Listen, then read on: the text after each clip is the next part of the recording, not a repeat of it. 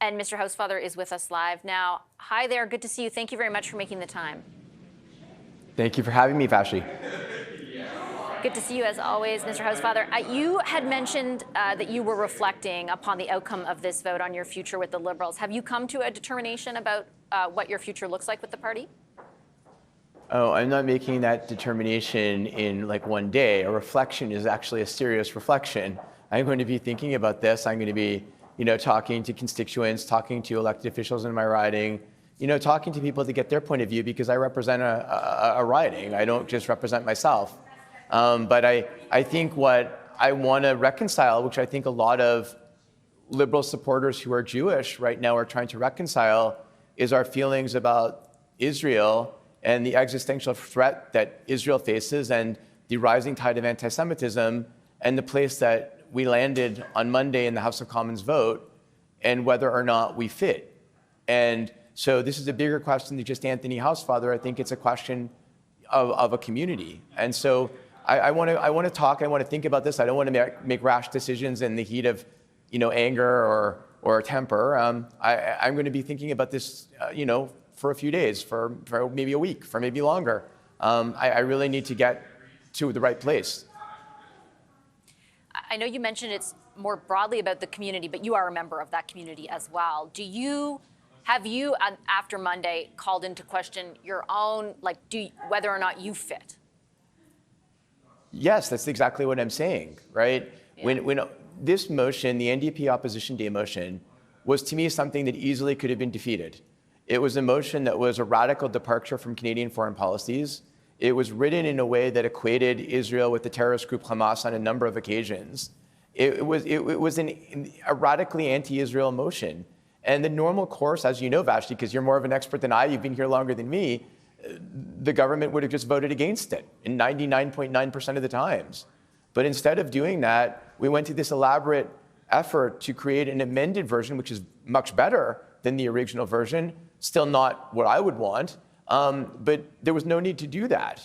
And I'm puzzled as to why, and certainly even the end place of it, saying, for example, that there cannot be the sale of non-lethal weapons to Israel. If you extend that, if the world was supposed to follow that, you would have Hamas and Hezbollah, two terrorist organizations that are firing missiles every day into Israel, armed by Iran, that has nothing to do with what Canada or the world provides to Israel.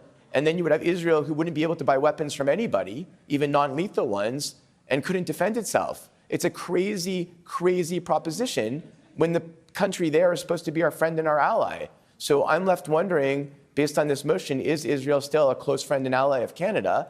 And if it's not, if this government position, which is now in bed with the NDP and is not, do I have a place in the Liberal Party? And I think it's something I need to discuss because, no matter how much I agree on other Liberal platform issues, this has become anti-Semitism in Israel for pretty much all Jewish Canadians, the biggest existential issue. Have you had any conversations or has there been outreach from, for example, the Foreign Affairs Minister to better define the degree to which this motion will inform foreign policy? Because the messaging has been a bit mixed publicly facing. At first she had said this wouldn't inform it. And normally, as you mentioned, opposition day motions don't. But then on the arms sales, she seemed to indicate that would define things going forward. Do you have any clarity? And has there been any personal outreach on her part to you? So yes, she's reached out to me. Melanie's reached out to me several times.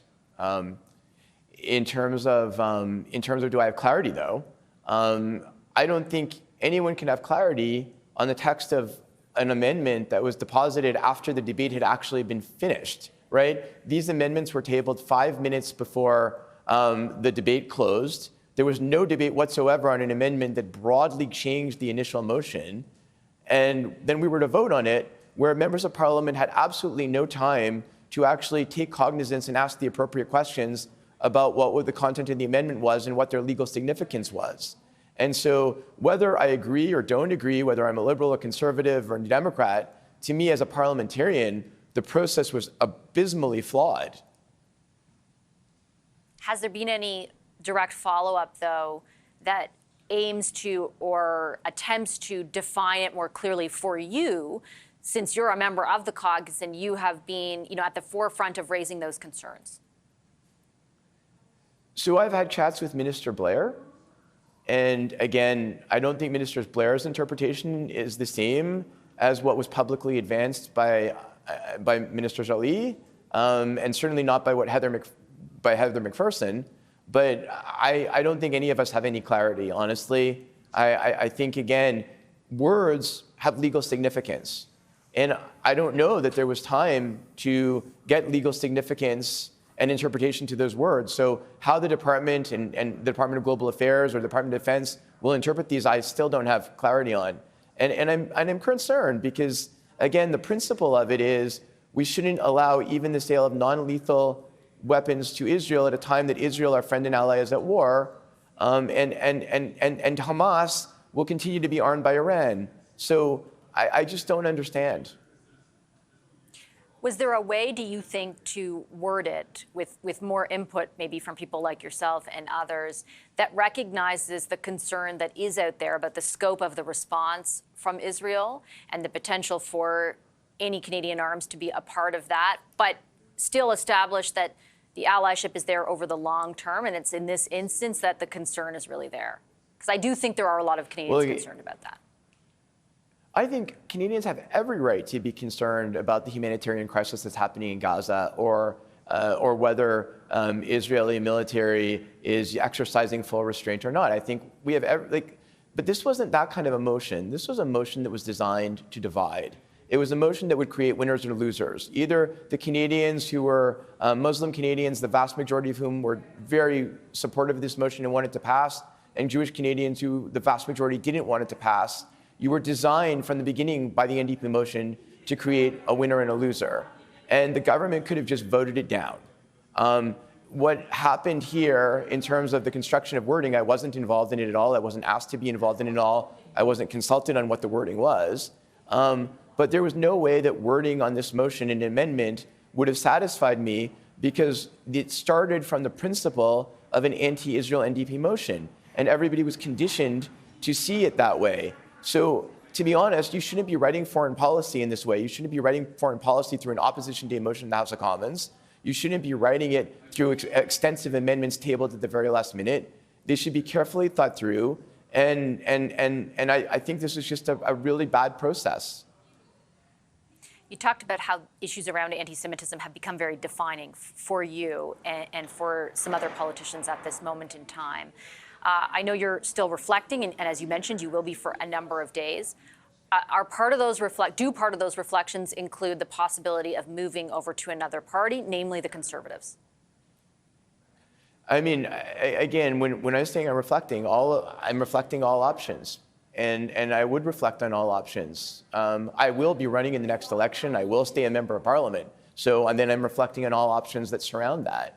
And I have to really see, based on all of my convictions and based on where I think my constituents' convictions are, what the right place for me is, where I know I will never align perfectly with any political party on all issues. I haven't aligned perfectly with my own party, clearly, on all issues. But I have to see, based on the most important issues to me, where I properly align, and that's what I have to start thinking about, and continue to think about.